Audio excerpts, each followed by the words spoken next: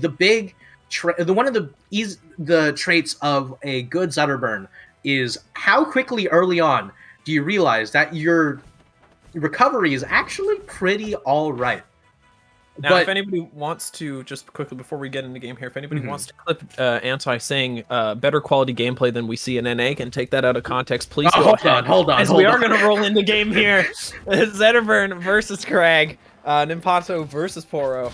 And yeah, we're just going to see how this one opens up immediately. A lot of aggression from the Kragg. Now, I have not seen a Kragg play in a while. And my most recent memories of rivals are against Fire Icy, if I remembering correctly. But we'll see where this matchup's going to take us. I'm looking forward to the what is bound to be some relentless aggression from the side of Poro. If we're gonna, oh my god, the pillar actually just going to be able to take it right out of that upbeat. Oh wow, the fire just run out right then. One of the big things about this matchup is that Kragg does have a good edge guard on Zetterburn, but Kragg being a heavy does not matter in this particular matchup. Yeah, I was going to say, if we have enough time to even process this game, it just suddenly took off from under our noses, and so does Kragg, apparently. I didn't know rocks could fly. Zetterburn sending NinPato into space there. Is there going to be a way back for the Zetterburn trying to find a way back onto the stage? The rock is going to give a good opportunity to try and cover off some of those options. The up tilt sending kind of a funny angle there. We are going to see NinPato try and find a way back, try and find the stock to even this game out. There's so much percent climbing. Obviously, at this point, NinPato, you don't care about the percent that you might get onto Poro. It's about, can you find that stock? Great parry on the rock. All right, and NinPato off stage, and this is actually just seems to be the name of the game. Like NinPato just repeatedly being sent off stage, trying to make their way back with Kragg, but unless, oh my god, never mind. I'm not even gonna get a chance to finish that statement, and it's hard to come back. But Poro's just doing so much damage. This is already looking so calculated from Poro. Like just the weights, the walkbacks, all right. All right. Commentator's curse strikes immediately.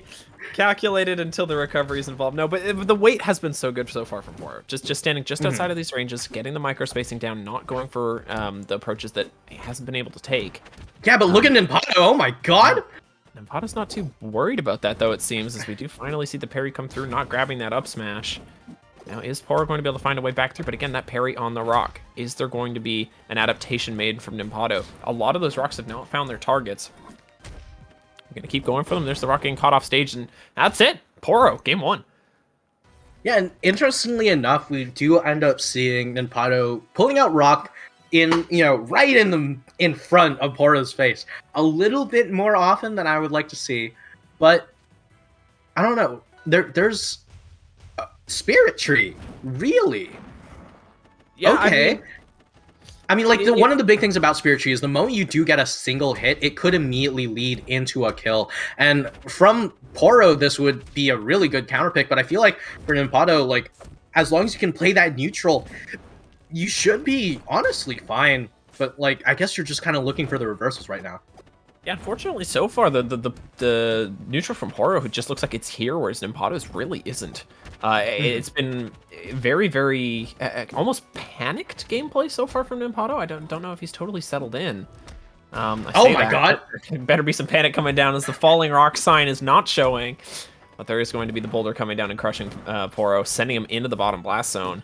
We do find that initial percentage, and you know what? I say it wasn't showing up initially, but now we're finally starting to see some center of stage control, some breakdown, some calculated approaches coming up from NinPato. Yeah, we do have multiple sayings, right? It's raining cats and dog, and rocks fall, everyone dies, but dear lord, everyone really does seem to be dying in this match so far. Yeah, it's just back and forth. Been quick first stock, but it's kind of taking this weird burst between some very calculated footsies in the middle of the stage, and then immediately, as soon as there's some sort of damage coming through, it's already lethal. And there's NinPato taking that second stock almost immediately. And just, it's very, very back and forth in the middle, and then there's a little bit of an outbreak. And I think that comes with such a small blast zone stage. These players want to make sure that they find themselves in the advantage state, because you can get away with messing up a couple of approaches on bigger stages like Frozen Fortress. But right here, You get caught once, it could spell death for you, so we're already seeing that NinPato up to 100%, but oh no! The pillar up smash straight out of turbo mode! And that is game 2 going into NinPato's pocket.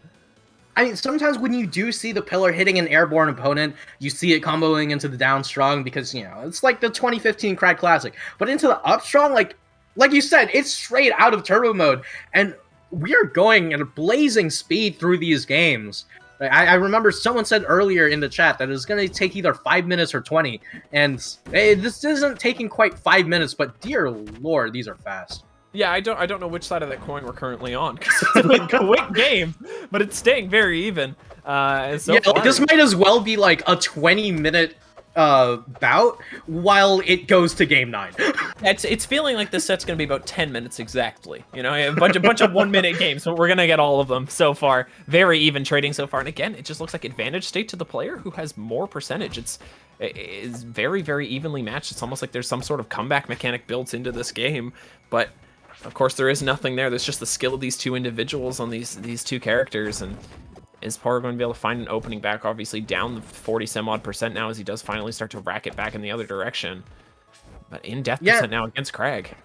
Yeah, I mean, like, Smash 4 added in a rage mechanic, making it so that way players did more damage when they're at higher percent, but it feels like the only rage mechanic that's required here is the player's emotions, and oh my god, NinPato gonna get the down air up strong right off the top on the top platform, and even right back up! Just within 5 seconds of each other. If Kragg up smash is really gonna be the move this game that takes the most stocks, I'm gonna be in a state of shock for the next 3 sets. I don't think there's gonna be too much else occupying my brain right now. These players fully occupied by the 2 stocks remaining on the enemy side. Quick damage coming out here from Poro. Hasn't really been able to. We were saying in that initial game is Poro's advantage has come from pushing the Kragg off the stage. That's what we saw in game 1. That's why we saw that lead really get built from. But we haven't seen that since. And whether it's NinPato playing a little bit smarter and keeping himself on the stage, of course that stock does go down. But whether it's up to NinPato, who's been playing a better job of keeping himself kind of centered in the stage.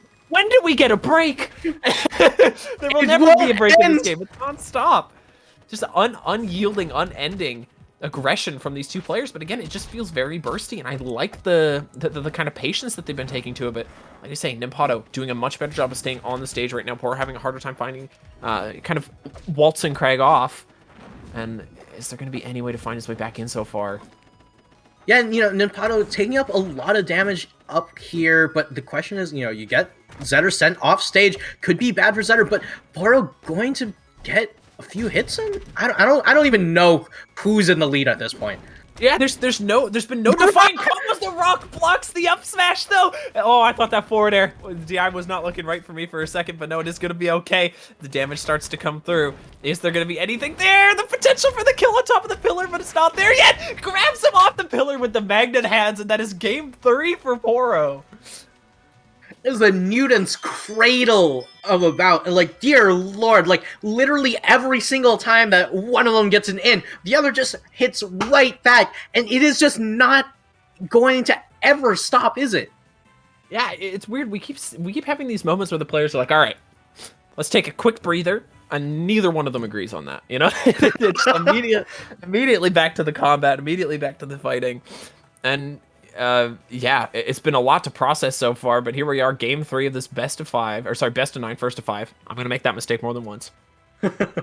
Yeah, and all right, so just gonna the only real breather we're getting is in between these matches. Going to be banning out Tempest. Now, this is an interesting thing, right? Because like, if you're going to specifically ban out Tempest, the question is it because you hate Tempest enough, or is it because you think your opponent is a Tempest picker?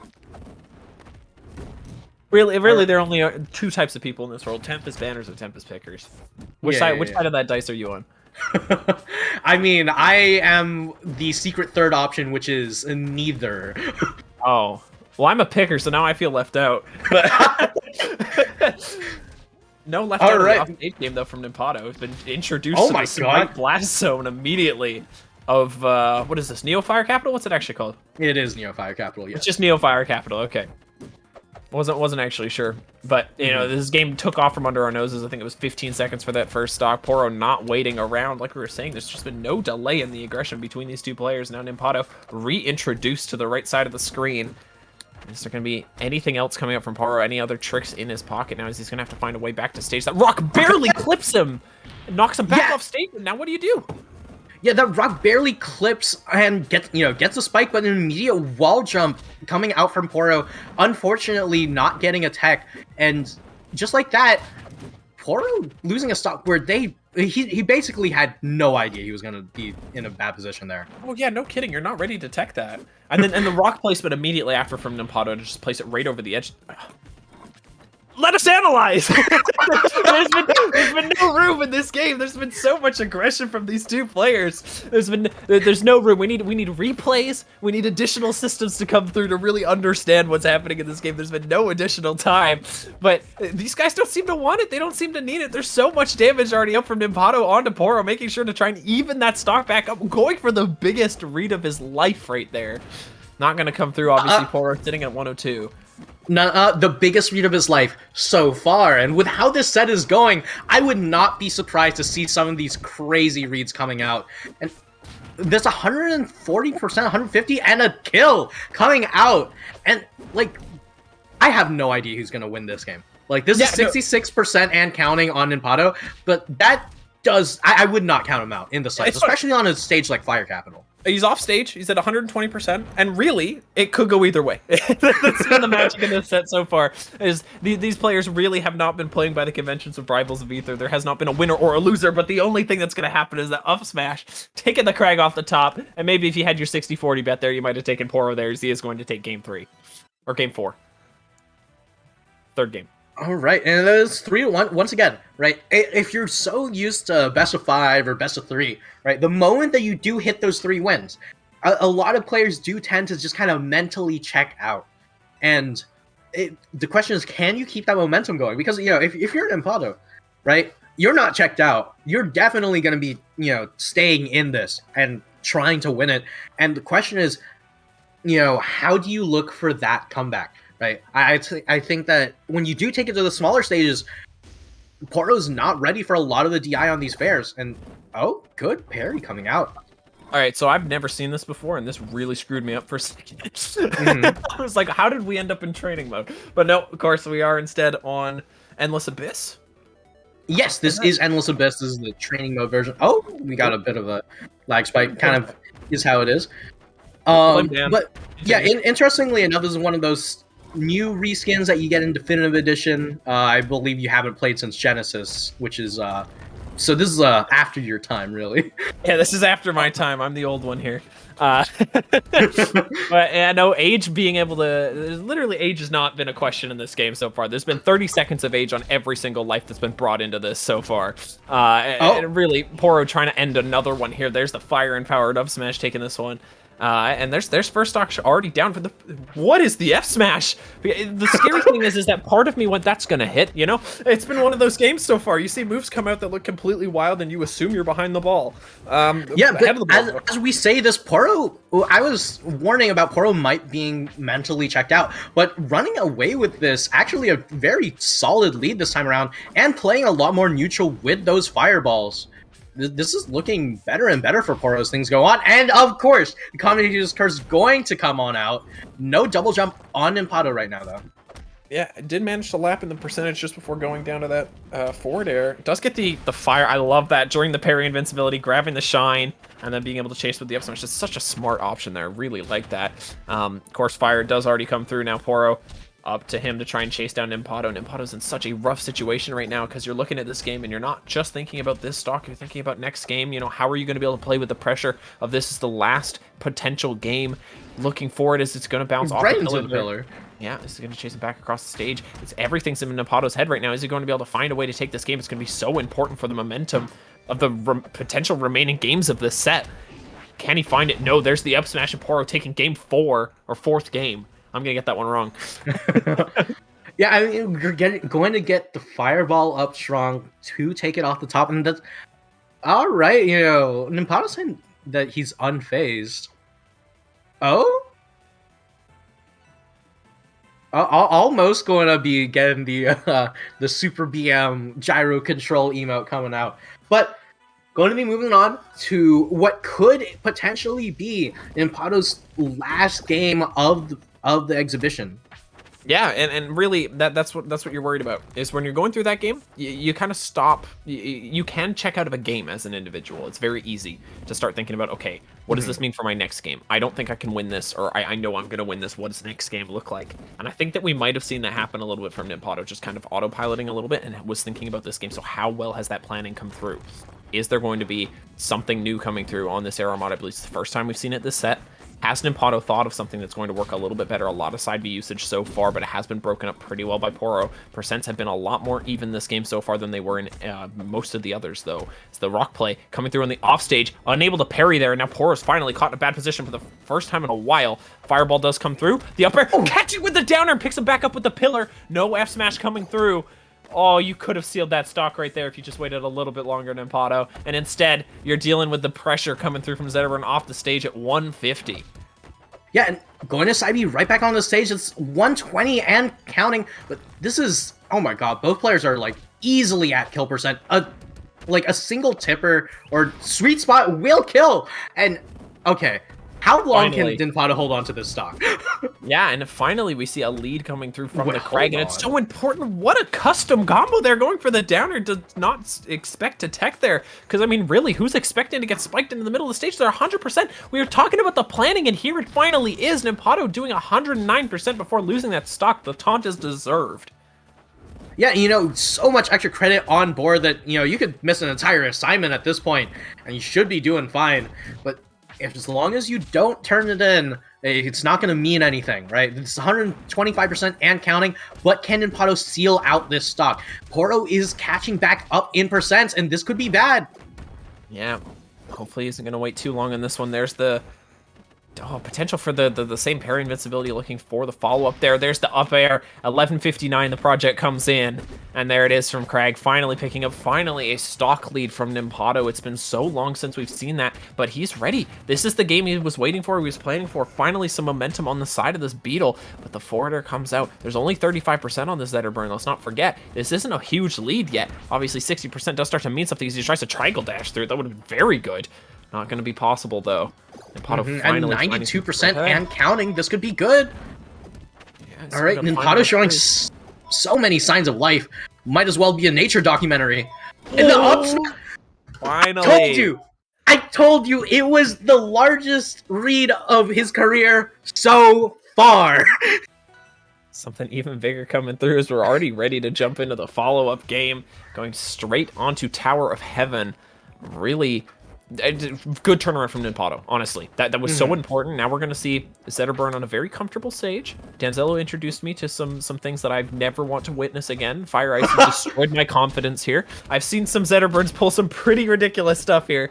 So I think we're kind of being worried from NinPato. Obviously, you lose those games, you have to play on the back foot for the rest of the set. But is NinPato ready to do that? Obviously, so much percentage already coming through from Poro. This is already looking so much more comfortable. And 23% is all that you have to work with, NinPato. Can you bring this back? Already lapping him on the other side of the second stock. Yeah, and I don't know too much about racing, but you already know that a full lap over is not a good sign. But all right, NinPato just gonna sneak right back on, not gonna turn around with the side B that time. But 82%, this is not a good position to be in. Yeah, it's already looking so different. That previous game, NinPato really looked like, you know, there was a game plan. There was something ready there, and there's no option this time. You can't lose this game. You can't be like, okay, I'll take next game. I'll get the stage pick, whatever it might be. Poro is just looking so much better especially compared to last game.